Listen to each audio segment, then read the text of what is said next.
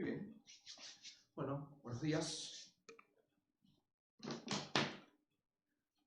Un gusto verlos nuevamente, después de tanto tiempo que nos cruzamos. Así que bueno, decidimos dar una clase en vivo y después vamos a hacer un poco una encuesta para ver si nos resulta útil o no.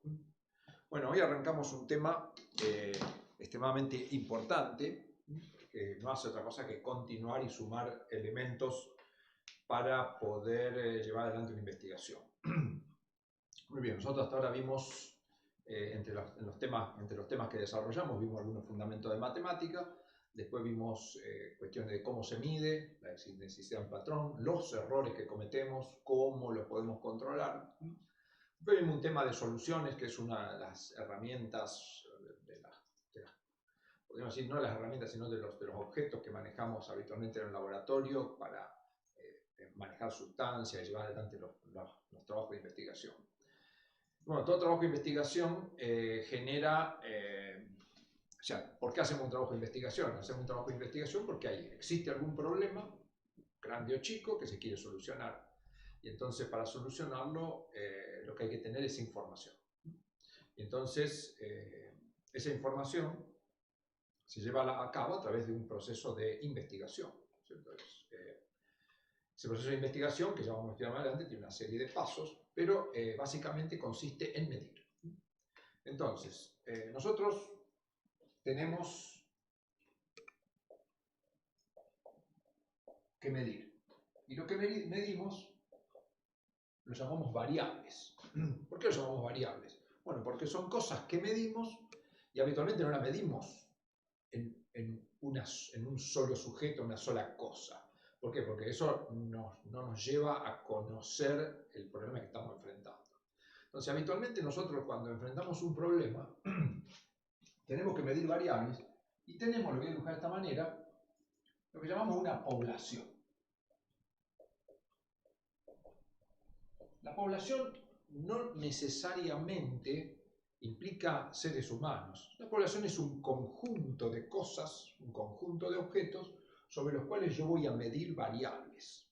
Y ya las llamamos variables porque el valor que toma esa magnitud en cada una de las unidades que forman la población va a cambiar o va a ser diferente, no es exactamente igual. Pongo un ejemplo. Supongamos que yo observara que los alumnos de la Facultad de Medicina Rosario, o tengo la sensación, o observo que los alumnos tienen sobrepeso. Y sabemos que el sobrepeso tiene morbilidades, puede traer enfermedades. Entonces uno dice, bueno, primero para realmente saber si los alumnos de la Facultad de Medicina Rosario tienen sobrepeso, tengo que medir. Entonces, la población que serían todos los alumnos que forman la Facultad de Medicina Rosario.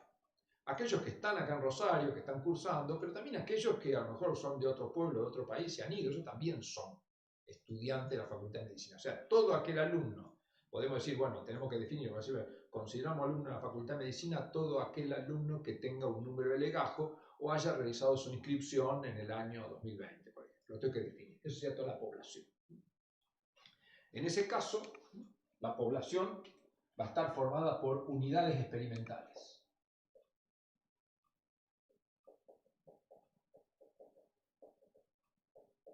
Unidades experimentales. A ver si hay una pregunta por acá. No. Bueno. Unidades experimentales. En este caso, la unidad experimental sería cada alumno. Y la población sería el conjunto de todos los alumnos. Entonces, yo observé que hay sobrepeso, entonces voy a medir una variable. ¿Cuál sería la variable que voy a medir? Bueno, para definir sobrepeso, por ahí a mí me conviene el índice de masa corporal, que se calcula como, vamos a poner un poco más abajo porque por ahí no se ve, como variable elijo el índice de masa corporal, que se define como el peso sobre la altura elevado al cuadrado. Luego que elegí eso. Entonces, yo quiero el índice de masa corporal, es una variable derivada que se calcula en base a dos mediciones directas. El índice de masa corporal sería, como ya vimos, una medición indirecta o derivada, y estos son mediciones directas. Entonces lo que yo voy a medir en cada unidad experimental es el peso y la altura. Y la llamamos variable porque habrá personas de 1,50 m, personas de 2,10 m. Personas que pesan 60, personas que pesan 80, 75, 44, etc. Diferentes valores. Ahora, si yo quiero sacar una conclusión, uno dice, bueno, ¿qué hago? ¿Le mido el peso a todos los alumnos? Digo, pero a lo mejor hay un alumno qué sé yo, que vino de Brasil y está en Natal, otro alumno está en Brasilia y otro alumno que era del sur se fue a Neuquén y está allá. Entonces no puedo llevar adelante mi investigación. Y tampoco sería operativo porque medirle a todos los tengo que encontrar. Entonces normalmente lo que hacemos es tomamos una porción de los alumnos que llamamos muestra. Y esa muestra tiene que tener una particularidad, tiene que ser representativa. Representativa. ¿Qué quiere decir? Que cuando yo mida en esa muestra, que es un subconjunto de la población, me tiene que estar de alguna manera reflejando lo que da toda la población, ¿cierto? Si yo, por ejemplo, digo, bueno, voy a tomar una muestra y voy únicamente, por ejemplo, al primer piso del CUAS 1 y hago la medición de peso en el primer piso, voy a estar agarrando todo alumnos de primer año, que son alumnos que están entre 17 y 19 años la mayoría. Entonces esa muestra no sería representativa, porque yo sé que en la facultad hay alumnos hasta de 35 años y algunos más grandes, que a lo mejor están en años superiores y se han atrasado. Entonces yo tendría que organizar, bueno, para eso hay todo un proceso que se lleva adelante para poder elegir una muestra que sea representativa. Pero bueno, esto es lo que yo voy a medir. Mido variables, tengo una población, tengo una muestra, y sobre esta muestra lo que voy a hacer son estudios, y voy a hacer básicamente dos cosas. Primero, lo que llamamos una estadística descriptiva.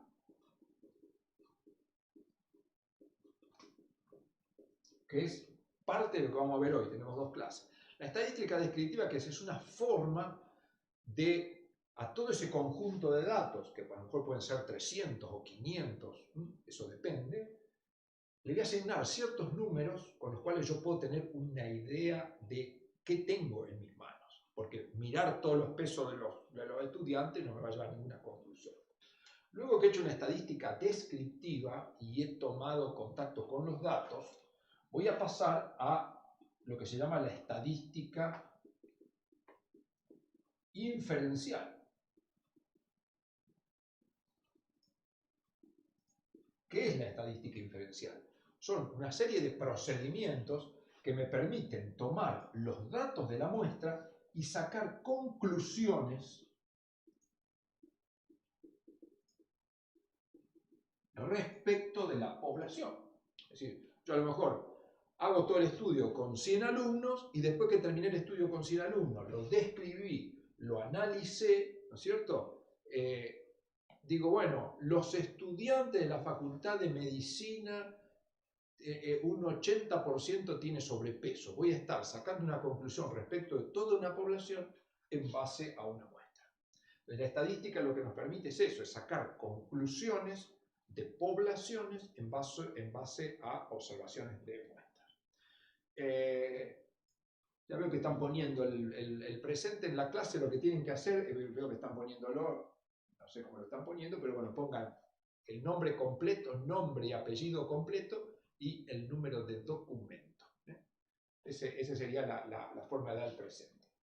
Y lo vamos a tomar hasta las 7:15. Y ahí lo cortamos. Muy bien. Muy bien. Bueno, entonces eso es lo que tenemos por delante. Entonces lo que vamos a ver hoy es la estadística descriptiva.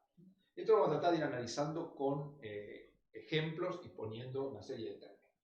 Nosotros ya vimos que cuando medimos las variables, tenemos básicamente dos tipos de variables. Voy borrando un poco.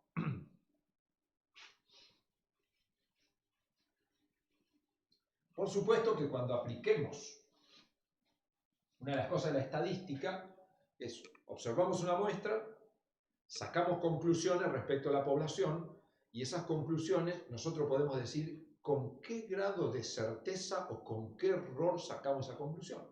Por ejemplo, yo observo una muestra de 50 estudiantes, pues digo, bueno, los estudiantes de medicina, me refiero a todo, hasta los que están alejados de Rosario, los estudiantes de medicina en un 95% tienen sobrepeso y yo esto lo puedo afirmar con un 1% de error. O lo puedo afirmar con un 80% de certeza. Eso es lo que tiene la estadística, me permite sacar conclusiones y a su vez saber con qué grado de equivocación lo estoy diciendo. Entonces eso es una cosa grande de la estadística y que la mayoría de la gente por ahí no lo entiende o no lo interpreta.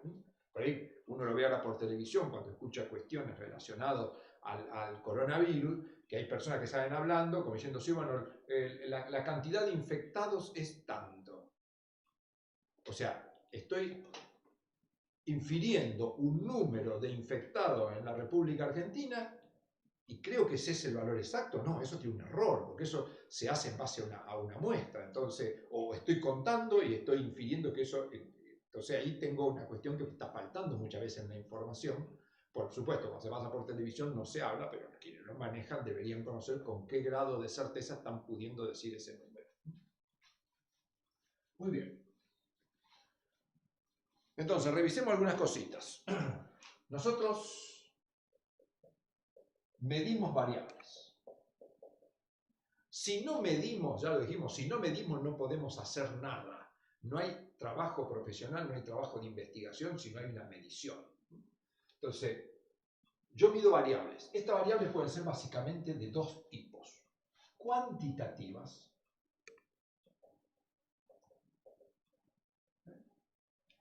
lo llamamos a veces numéricas, ¿no es cierto? Son aquellas que las mido y le asigno un número. Por ejemplo, el peso corporal. Yo peso 80, él pesa 60, aquel pesa 75, otro pesa 110. Eso se llama una variable cuantitativa. Y después tenemos las cualitativas.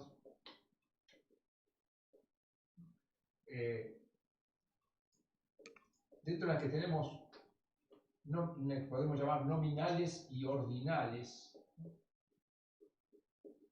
pero que son cualitativas. La más común, por ejemplo, digo, bueno, yo soy estudiante de medicina, además de medirle dos variables cuantitativas que van a ser el peso y la altura, le voy a medir algunas variables cualitativas, por ejemplo, el sexo, es una variable cualitativa, masculino o es femenino, la nacionalidad, es decir, bueno, le voy a asignar cada país, es decir, si es argentino, si es brasileño, si es chileno, peruano, etc. Entonces hay variables cualitativas.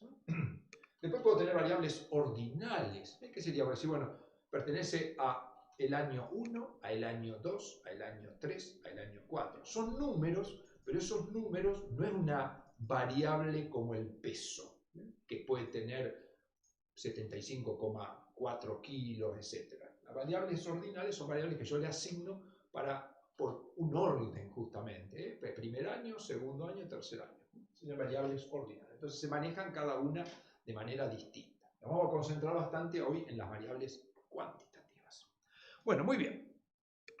Entonces, nos vamos a concentrar primero en las cuantitativas. Entonces, cuando yo tomo datos, bien, yo tengo una muestra.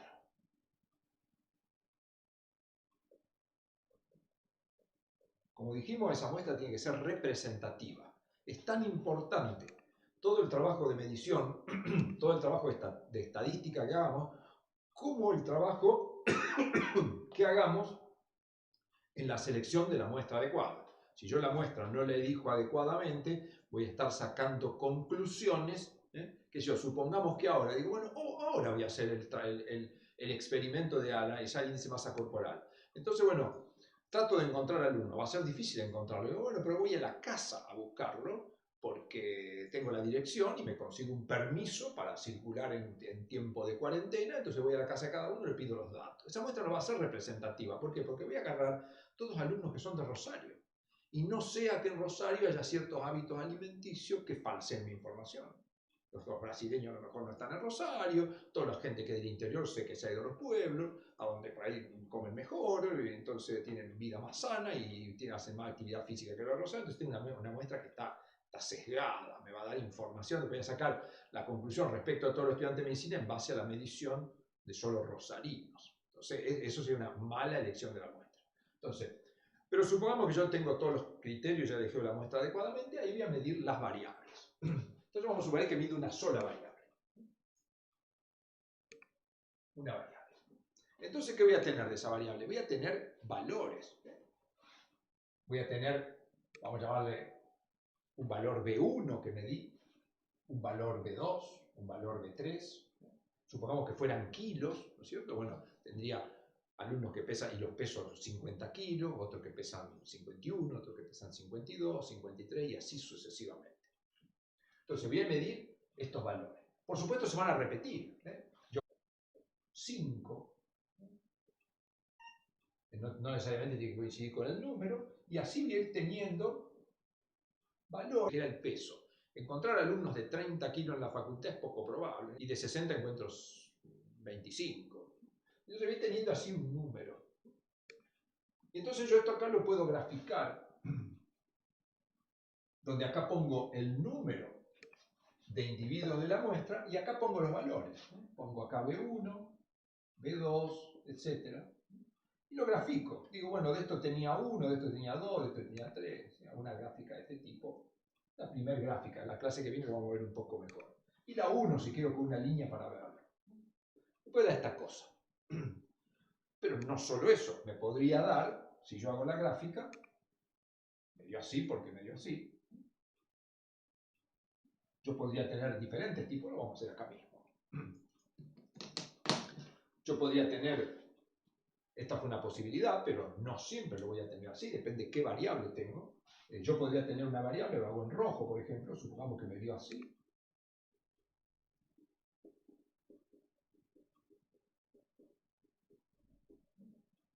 Lo uno con punto, una cosa así. Es decir, estuve midiendo una variable que tengo muchos valores acumulados en un valor y otros valores acumulados en el otro, pero no justo en el medio. Entonces, en general, cuando tiene esta forma que llamamos como una campana, no necesariamente, pero bueno, como primera aproximación decimos que tenemos una distribución normal. Normal. O también le podemos llamar, no son exactamente coincidentes, pero unimodal.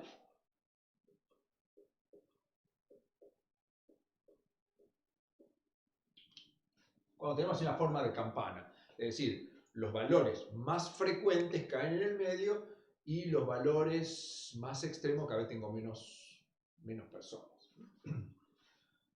Entonces, bimodal, ¿qué quiere decir? Bueno, que tengo una acumulación de pesos en un sitio y otra acumulación de pesos en otro sitio. Entonces, eso también suele ocurrir. Por ejemplo, a lo mejor, si uno midiera el peso corporal, muchas veces esto ocurre. ¿Por qué? Bueno, porque en general los hombres son más corpulentos que las mujeres, y entonces si uno analiza va a tener una acumulación de peso de la mujer en un valor y una acumulación de pesos en el otro. A lo mejor todas las mujeres van a andar más alrededor de 50, 55 kilos y los hombres más alrededor de 70, 75 kilos. Entonces tengo eso que se llama bimodal. Pero en principio esta sería, no es normal.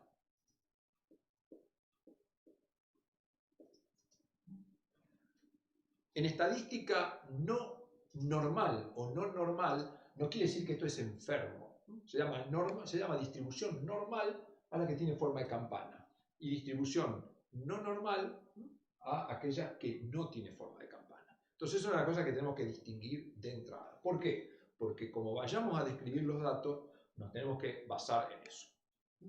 Muy bien. Esto no es nada fácil. A mí me llevó la estadística, empecé a entenderla a los 40 años. Empecé a manejarla a los 50 años. Así que si les resulta difícil, tengan paciencia. A lo mejor no hasta los 40, pero hay que tenerla. Porque es trabajosa toda la estadística, vamos a ver cosas que van a venir bastante difíciles. Entonces, muy bien. Yo mido todas las variables y voy a empezar a analizarlas cuando las tenga todas medidas. Entonces, bueno, yo preparé acá un ejemplito. En el libro tienen otro.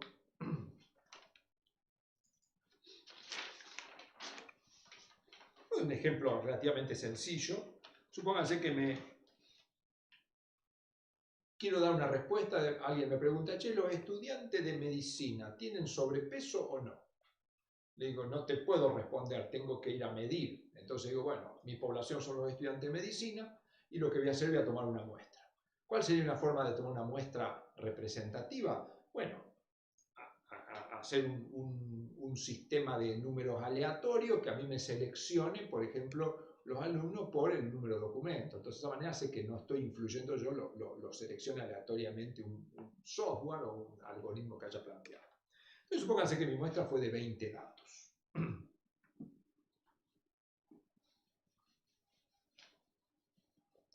Entonces, los voy a anotar acá. Después esto lo voy a pasar, lo voy a hacer como un video con los datos para que tengan la forma de cálculo. Yo tengo 20 alumnos, lo voy a anotar acá. 1, 2, 3, 4, 5, 6, 7, 8, 9, 10, 11, 12, 13, 14, 15, 16, 17, 18, 19 y 20. A cada alumno le asigné un número. Normalmente cuando hacemos una investigación es como que uno ciega la unidad experimental.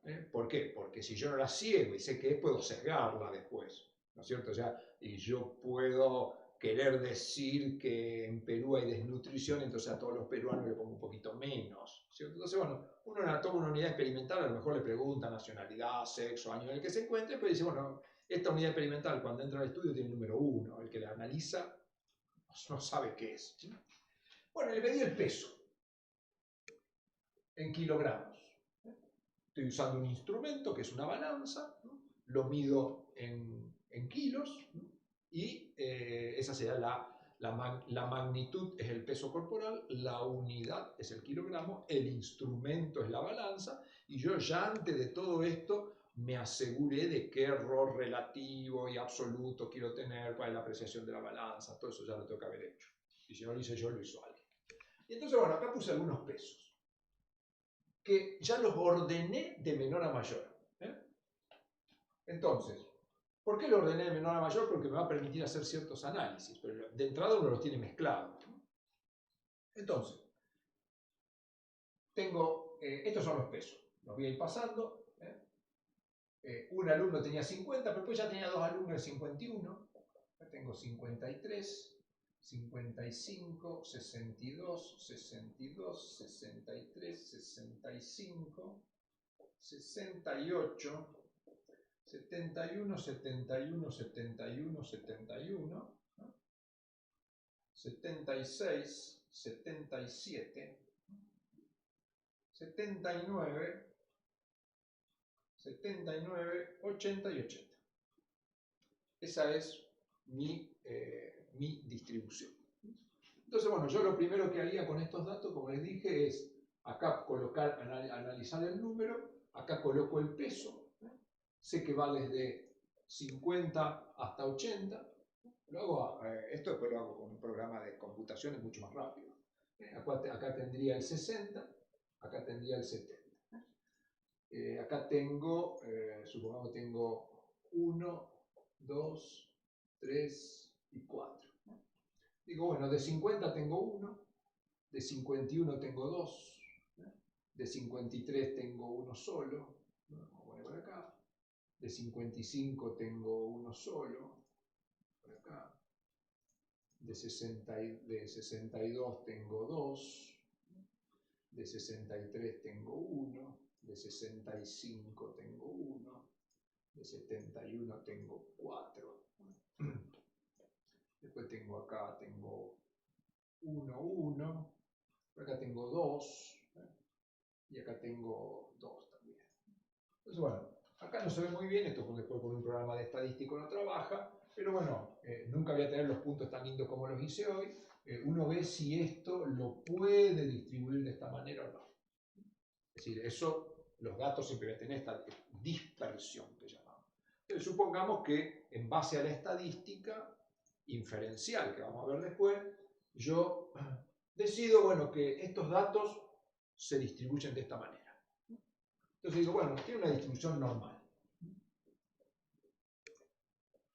Váyanse acostumbrando que uno nunca ve las cosas tan lindas como las pensó, sino que tiene que basarse en una serie de herramientas para tomar conclusiones, sacar conclusiones. Ni siquiera mirando esto acá yo puedo decir a simple vista, decir, ¿y es normal o no es normal la distribución? A simple vista no lo sé, entonces requiero herramientas que me lo permitan hacer.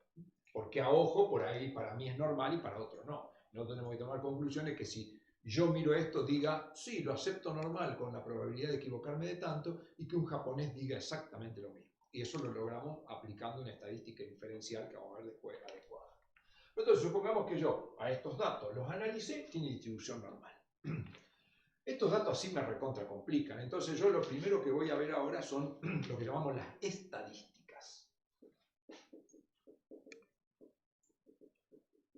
Las estadísticas, ¿qué son? Son números que me describen en pocos números toda la muestra. ¿Cuáles son esas estadísticas? Dentro de las estadísticas tengo básicamente dos tipos.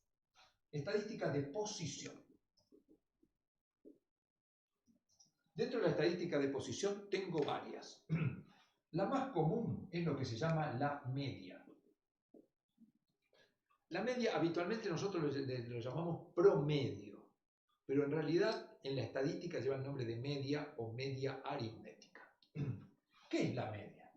Es la suma de todos estos números. Habitualmente lo representamos así, ese signo quiere decir la sumatoria o la suma de todos los pesos, dividido el número de datos que tengo. Acá, ese valor, si yo sumo todo esto y lo divido por 20, eso me da 66,75 kilogramos. Eso sería la media y una estadística de posición.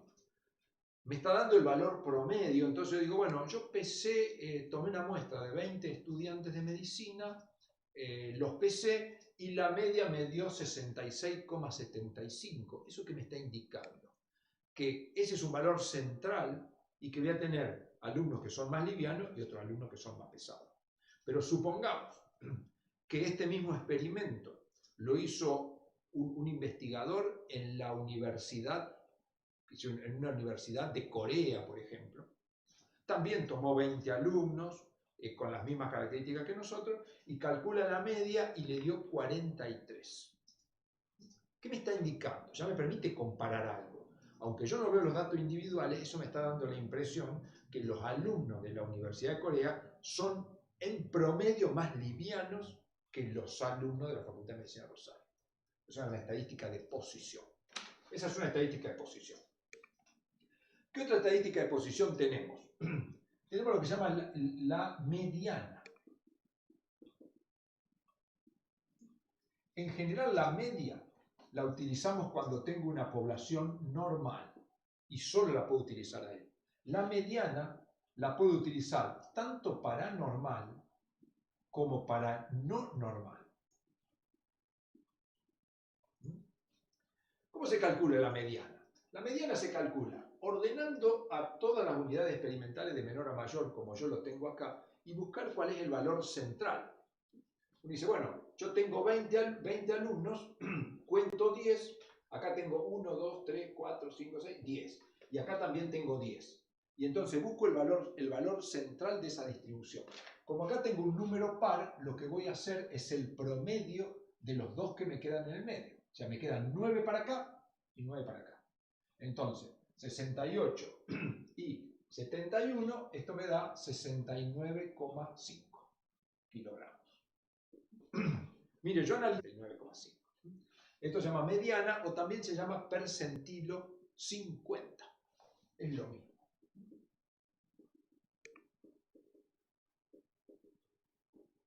Percentilo 50 o cuartilo Q2. ¿Vimos bien? ¿Alguna pregunta? No. Entonces, otra estadística de exposición. Se entiende que yo me puedo comunicar con alguien y en base a eso, él me dice, pero mi mediana me dio 50. Entonces, ¿qué quiere decir? Que el 50% de sus alumnos son menores que 50. Y el 50% son mayores que 50. Justo elegí el número 50, que no es el mejor. Muy bien. Entonces esas son, yo diría, las dos estadísticas de posición más comunes y fáciles de interpretar. Otra estadística de posición que ustedes estudian habitualmente en primer año son los percentilos o cuartilos. Lo vamos a ver con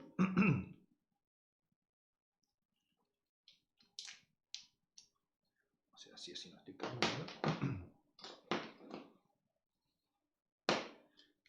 Me había mareado con la palabra. Los cuartilos, ¿qué son? Se llaman habitualmente cuartilo Q1, Q2 y Q3.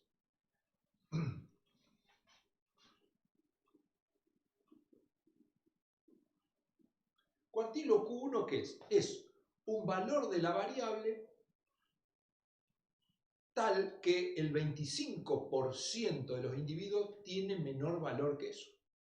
Yo digo, bueno, si yo acá los ordené de menor a mayor, yo tengo del 1 al 5 sería el primer cuarto de mi muestra, del 6 al 10 es el segundo cuarto, hasta el 15 es el otro cuarto. O sea, puedo decir, divido mi muestra en 4 partes. El 25% más liviano, el 25% más pesado y los 25% intermedio. Y entonces, para hacerlo fácil, uno diría, bueno, si yo tomo este valor, que lo llamo Q1, que es 55 kilogramos, ese es el cuartilo Q1 o percentilo 25. Es lo mismo.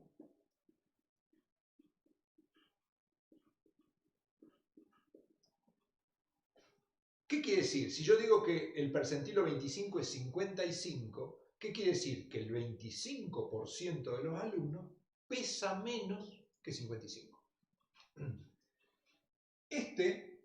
La mediana, ya lo dije, es Q2, o lo que ya se llama percentilo 50. Si yo digo que la mediana es 69,5, es lo mismo que decir que el percentilo 50, o Q2, es 69,5, y eso quiere decir que el 50% del alumno pesa menos que eso, el 50% pesa más. Y el percentilo Q3 estaría acá, es 76, o puedo tomar este promedio. Si yo a usted le digo que el percentilo Q3 es 76, ¿eso qué quiere decir? Que el 75% de los alumnos de la Facultad de Medicina pesa menos que 76 kilos. O que el 25% de los alumnos de la Facultad de Medicina pesa más que ese valor. Entonces son valores que me dan dónde está ubicada mi población. Muy bien. Entonces ahí tenemos mediana, media, percentilo. Y cuartilos. Acá en los cuartilos tenemos Q2, Q3. Esto es lo mismo que percentilo 50, esto es lo mismo que percentilo 75, y los valores dijimos valen 55, 69,5 y 76. Muy bien. Qué rápido se pasa el tiempo. Muy bien. Bueno, otra estadística, esto lo mismo, lo puedo calcular en normal y no normal. La media solo puede hacer con normal, eso es uno de los errores más comunes. Nosotros juntamos un par de datos, no hicimos ningún análisis, hacemos el promedio.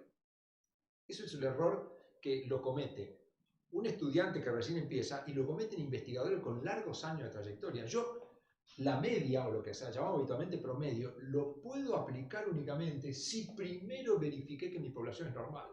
Si no, no, voy a estar dando información que es errónea. Muy bien. Pero eso lleva tiempo aprenderlo. Yo lo aprendí eso a los 40 años. Ya 15 años trabajando cuando aprendí eso.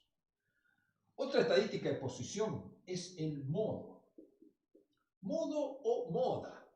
Normalmente decimos, bueno, los pantalones ahora rotos están de moda. ¿Qué quiere decir eso? Que si uno sale a la calle va a haber pocas personas con pantalón roto o muchas. Si está de moda va a haber muchas. Normalmente la moda es lo que más aparece. Entonces, si yo mirara estos resultados, saco a simple vista cuál es el modo o la moda. El que más se repite es 71. Y eso es lo que llamamos el modo.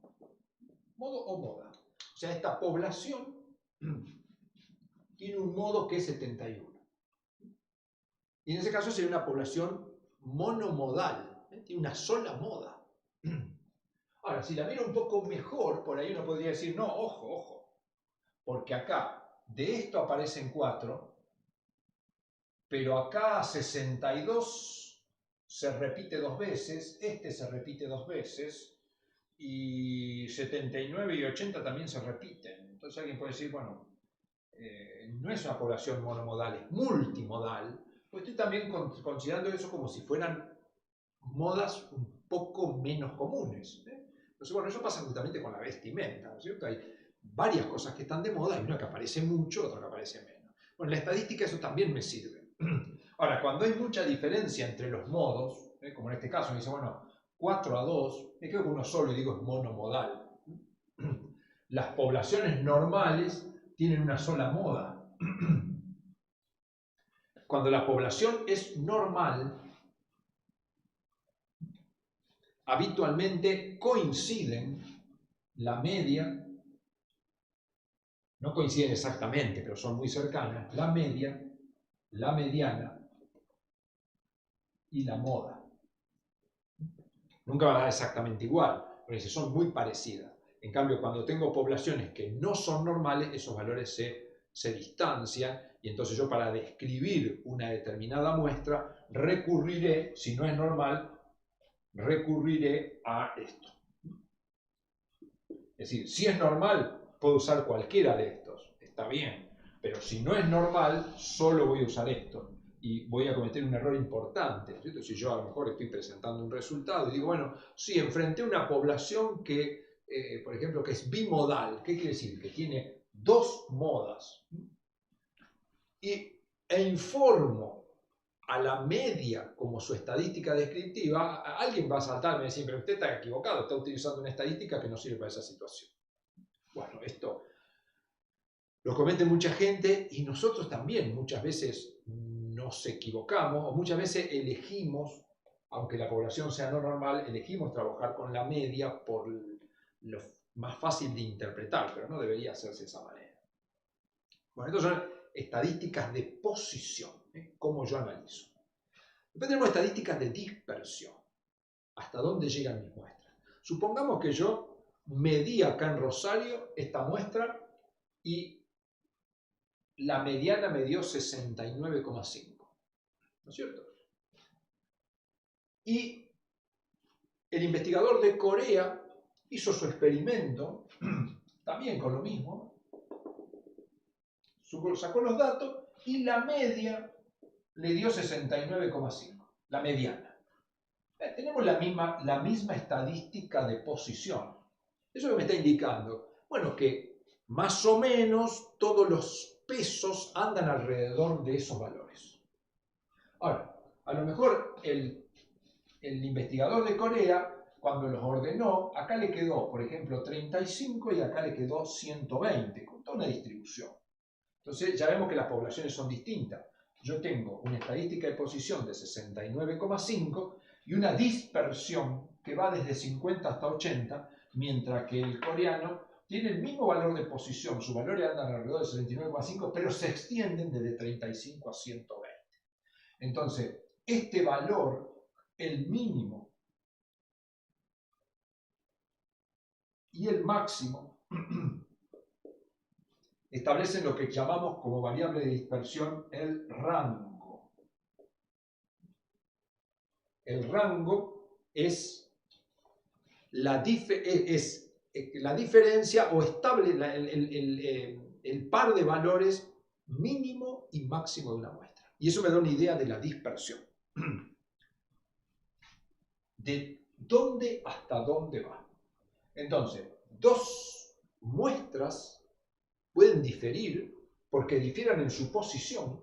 Como yo le decía, en Rosario me dio 69,5, en Corea me dio 45. Eso ya me está indicando que los coreanos son más livianos. ¿Sí? La mediana, lo que yo elegí de posición. Pero el rango mío va de 51 a 80 y el rango del coreano va de 35 a 110. Eso que me está indicando. Y que los estudiantes de la Facultad de Medicina tienen la parte central de 69 y son bastante cercanos a ese valor. Yo cuando mire a los estudiantes no voy a ver grandes diferencias. Sí voy a ver alguno que me parece más pesado que el otro, pero diría entre 50 y 80, por supuesto que se nota, pero no es lo mismo que voy a ver en Corea. Cuando yo mire los estudiantes en Corea, voy a ver estudiantes muy chiquititos y otros muy grandes. A lo mejor son pesados porque son más altos, son pesados porque son más gordos, pero eso me está indicando qué es lo que yo enfrento en la población. Entonces, esta es una estadística que llamamos de dispersión. Entonces, dentro de la estadística tenemos las de posición y después tenemos las de dispersión. Son tan importantes una como otra. ¿Por qué? Porque una enfermedad o un tratamiento va a afectar una o la otra. Que yo supongamos que yo digo, bueno, detecté que los estudiantes de medicina tienen una mediana que está por encima de todos los estudiantes del mundo, con lo cual yo concluyo, después en base a alguna otra cosa, que los estudiantes de medicina tienen un importante grado de obesidad. ¿Por qué? Y bueno, porque su mediana es más alta y hay muchos alumnos que caen dentro, después cuando calculo el índice de masa corporal, dentro del caso de obesidad. Entonces digo, bueno, desde la Secretaría de Asuntos Estudiantiles inicio un plan de salud para los estudiantes, tratando de inducirlos a que hagan actividad física y dejen la comida chatarra y empiecen a comer comidas, mayor cantidad de verduras y hagan las comidas más ordenadas, no como muchas veces los estudiantes que comen a cualquier hora, se comen un sándwich. Perfecto. Entonces me dice, bueno, hago un plan. Entonces, la mediana me había dado, por ejemplo, 69. Entonces hago todo este plan, lo aplico durante 6 meses y vuelvo a sacar una muestra de la población y la vuelvo a analizar. ¿No es cierto? Vamos a ver esto acá, qué muestras tomo. Bueno, yo saqué una muestra de 20 alumnos, me dio 69. A los 6 meses saco una muestra y vamos a notarlo porque nos vamos a perder si no.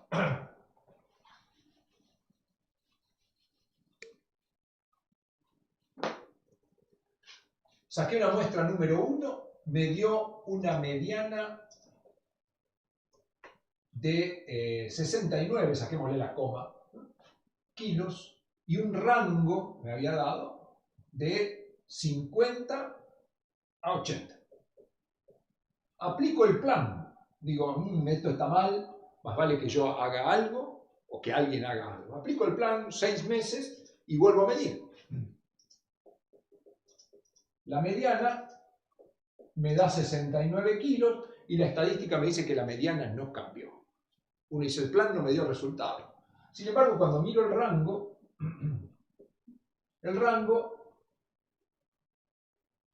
se va de 40 a 90. Uno dice, no, el plan algún resultado dio.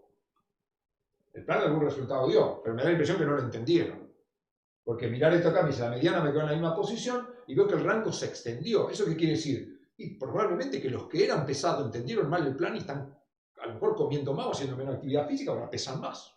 Y los más livianos pesan menos. Entonces, tengo que analizar porque qué es lo que pasó. Pero digamos, no solo esto lo que me indica si un experimento dio resultado, o un plan o una estrategia. Entonces, también las estadísticas de dispersión son extremadamente importantes.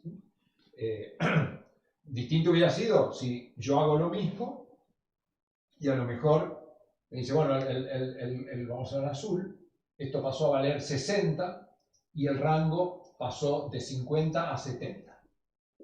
A mí me ponía más contento, decía que el plan me dio resultado. ¿Por qué? Porque veo que los alumnos que tenían 50 siguen más o menos pesando 50, no se ha movido eso, pero achiqué el rango, antes tenía 80, lo bajó a 70. Y la mediana bajó, quiere decir que ahora todo anda alrededor de valores más pequeños. Bueno, queda poco tiempo. Entonces, ambas estadísticas son extremadamente importantes. No son las únicas. ¿Qué otras estadísticas de dispersión tengo?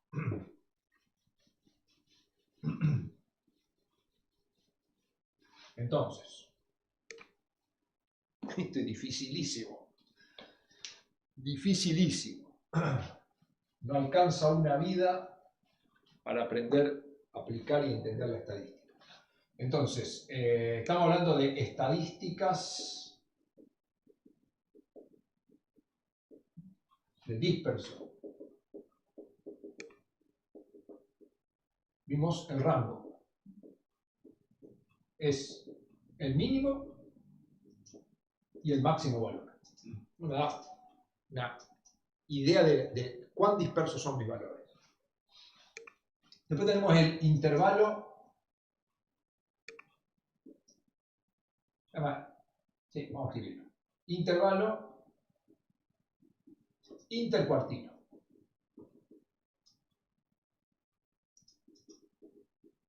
No está en el libro este, pero es importante, es fácil.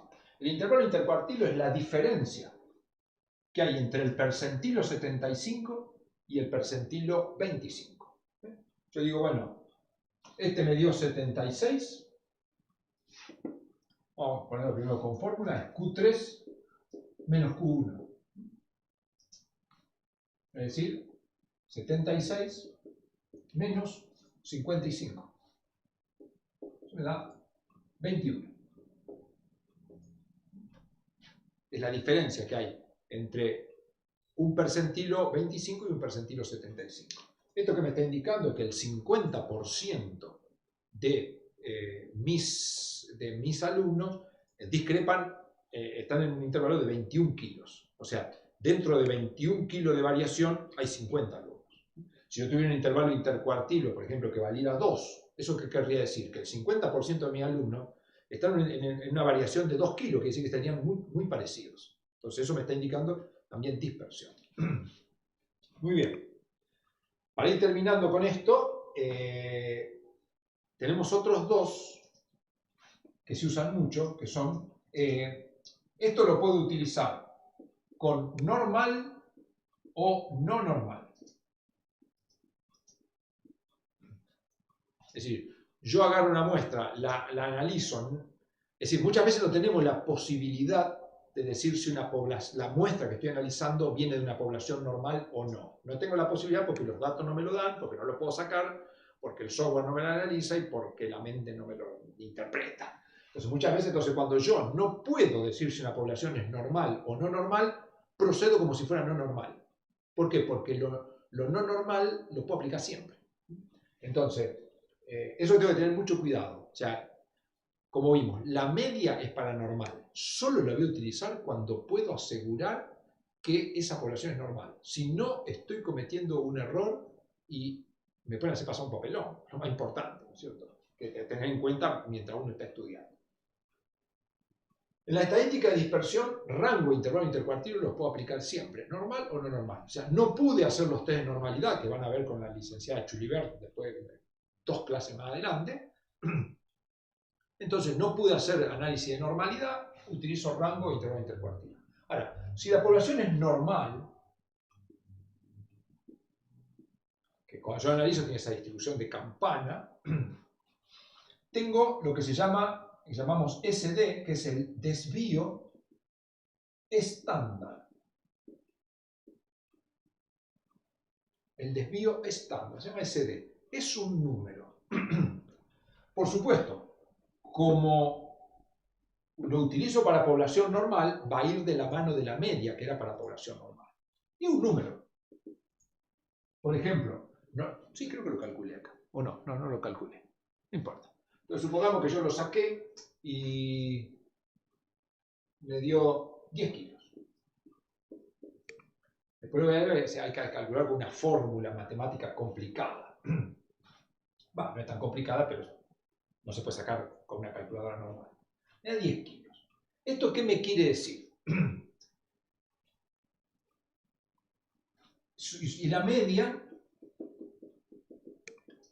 el desvío estándar lo voy a analizar siempre de la mano de la media. La media me había dado, la tengo por acá, 66,75. Esa es la media. ¿Qué quiere decir? Mi población normal anda alrededor de este valor, con un desvío estándar de 10. Normalmente este desvío estándar se pone como un más menos 10 kilogramos. ¿Eso qué quiere decir? Que yo de acá podría a la media restarle 10 y me daría 56,75. Y sumarle me daría 76,75. Este intervalo lo saqué sumándole 10 y restándole 10. Es decir, lo saqué sumándole o restándole un desvío estándar.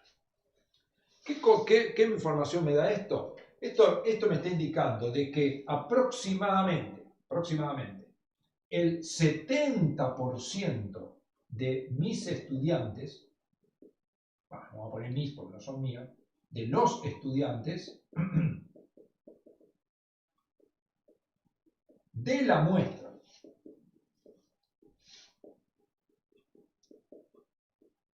están en ese rango. ¿Qué pasó? Ah, estoy muy abajo. Gracias. Entonces, el desvío estándar, si yo se lo sumo o se lo resto a la media, me da un intervalo y yo puedo afirmar que en mi muestra el 70% está en este rango. O sea, el 70% de los estudiantes están entre 56 y 76 kilos. Quiere decir pizarrón ahí, voy a borrar un pedacito acá.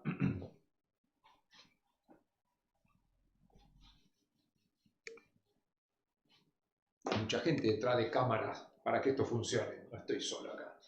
Bueno, muy bien. Si le sumo 2 y le resto 2, cuando le reste 2, ¿qué me daría? 46,75 y si le sumo 2 me daría 86,75. Si le sumo 2 desvíos estándar, ¿qué puedo decir? Y que aproximadamente, esto aproximado, el número exacto no me acuerdo, pero aproximadamente el 95% de los estudiantes, muchas veces decimos el 95% de los estudiantes muestreados. ¿Qué quiere decir? Son estudiantes en los cuales yo medí y son parte de una población más grande. Entonces digo, bueno, el 95% de los estudiantes tienen peso comprendido entre 46 y 86. Por ahí uno va a la muestra y se puede tomar conclusiones. Me dice, ¿cómo 46 si llegó hasta 50? Bueno, estos son cálculos estadísticos con los cuales yo me voy aproximando. Entonces, por eso llamamos estadísticas de dispersión, porque me muestran cómo se distribuyen en esa variable el número de estudiantes. La mandamos con 56. Muy bien. Y la última estadística de dispersión que vamos a ver hoy es lo que se llama como variancia. No se usa mucho. La variancia también es una estadística de dispersión que se calcula como el desvío estándar elevado al cuadrado. Y solo sirve para población normal. Y bueno, si no se usa, ¿para qué me lo da? Y se lo doy porque para decidir qué test estadístico voy a utilizar yo después para hacer la inferencia, tengo que hacer un test que se llama test de normalidad, y el test de normalidad utiliza la variancia. Y el test de homogeneidad de variancia también, que son test que se hacen. Entonces, vamos a ir resumiendo, nos va quedando poco tiempo. Yo toda vez que quiera hacer algo, introducir un cambio en algo, evaluar algo, tengo que medir. Otro día, hace poco tiempo, encontré una frase, una de las frases más cortitas y extremadamente importantes que anoté en un librito que llevo con frases. Una frase de Peter Drucker, que es un pensador importante de fines del siglo pasado y mediados del siglo pasado, digamos. Decía, no se puede cambiar algo si no se mide. No puedo hacer nada si no mido. Es decir, a usted le llega un paciente, lo miran, le dan, tome diclofenac, tengo que haber medido cosas, tengo que haber medido variables cualitativas, cuantitativas, ver si hay inflamación, tumor, rubor, las cosas. Mido variables cualitativas o cuantitativas. Entonces, para tomar decisiones necesito medir variables. En algunos casos voy a medir variables individuales para tomar decisiones sobre un determinado sujeto de una población, que es lo que hace habitualmente un médico. Pero para tomar esas decisiones tiene que tener medidas de la población. O sea, si yo no tengo medidas de la población, no puedo decidir. Ustedes eso lo han visto en primer año cuando estudian los percentilos, cuando percentilan a un niño. ¿No es cierto? Ustedes lo miden, que lo pesan, sacan una medida de ese niño y lo pesaron. Pero después, ¿qué hacen? Van a una tabla de percentilos. La tabla de percentilos, ¿qué hago? Yo comparo el valor de mi medición con los percentilos de la población. Y si está entre el percentilo 5 y 95, digo que el peso es normal, por supuesto lo voy a estudiar a lo largo del tiempo, y si está fuera de eso, digo que no está dentro del rango normal, pero no quiere decir que sea anormal, ¿no es cierto? Pero lo tendré que seguir estudiando. Entonces, siempre yo necesito los datos poblacionales para tomar decisiones. Después puedo hacer medidas individuales. El médico normalmente hace medidas individuales, pero hay alguien que previamente hizo medidas poblacionales. Entonces, toda vez que yo haga una medida, para obtener una medida poblacional, obtengo una muestra que tiene que ser representativa. De esa muestra, ¿qué hago? Mido variables, 1, 10, 75, 8500, la que quiera, las mido. Tengo que decir si esa variable es normal o no es normal. Y luego la tengo que caracterizar a través de estadísticas de posición y de dispersión. Las estadísticas de posición son la media, la mediana, el modo, los cuartilos, serían las más importantes. Y medidas de dispersión. ¿Cuáles son? El desvío estándar, la variancia, el intervalo intercuartilo y el rango. Con eso yo ya tengo una descripción y puedo dialogar con alguien e intercambiar algún tipo de información. Y después, en base a eso, podré tomar decisiones. ¿Por qué? Porque yo tengo esta medida de la población y si tomo una decisión, puedo volver a medir esas variables y ver si hubo un cambio. De mirar los números sueltos así, no voy a llegar a ninguna conclusión. Para terminar esto, es interesante, siempre tengo un cuento respecto a la estadística. Hace un tiempo al ministro de Seguridad de la provincia de Santa Fe, uno de los tantos que pasó, estaba frente al Monumento a la Bandera en un acto, y bueno, Rosario siempre se caracterizó por los actos de violencia importantes, ¿no es cierto? Y entonces lo entrevistaban al ministro por la cantidad de muertos que venían, y el ministro le dice, ¿usted qué opina? El ministro dice, no, bueno, pero la violencia en Santa Fe está bajando. Por supuesto, para decir que está bajando, tengo que tener datos. Entonces el periodista le pregunta, dice, ¿y usted en qué estadísticas se basa? Y el ministro dice, no, yo las estadísticas no las miro. Un ejemplo interesante para lo que no tengo que hacer. Si yo digo, saco una conclusión, decir que la violencia está bajando, es porque comparé alguna estadística de posición o al menos de dispersión o algo entre un tiempo y otro tiempo para decir que bajó. No puedo decir que la violencia bajó porque lo siento menos violento. A lo mejor yo blindé mi auto, salgo menos a la calle y sí, ahora en cuarentena hay menos violencia. Y si no salimos, pero no sé qué está pasando afuera. Entonces, bueno, sin estadística no hay ciencia. Esa es la conclusión de la clase de hoy y justo estamos en las 8 horas. Así que bueno, vamos a hacer, acá finalizamos la clase, la ejercitación la tienen que hacer normal, tenemos la asistencia que tomaron ahí y vamos a hacer una breve encuesta a ver si estas clases les resultan útiles o no. Porque si no, seguimos con las clases que ponemos el video. Esto de todas maneras, este video va a quedar, lo vamos a dejar disponible para los que no lo vieron o que los quieran ver nuevamente. Así que bueno, estamos en contacto y seguimos el miércoles que viene por alguna metodología. Probablemente el miércoles que viene voy a seguir con la misma, porque son las dos clases que doy yo y lo voy a enganchar con esto. Así que seguramente nos vamos a encontrar a las 7 de la mañana. Uno dice, ¿por qué no lo hago ahora en tiempo de cuarentena en una hora más adecuada? Y para que no nos relajemos, porque algún día vamos a tener que volver a la facultad.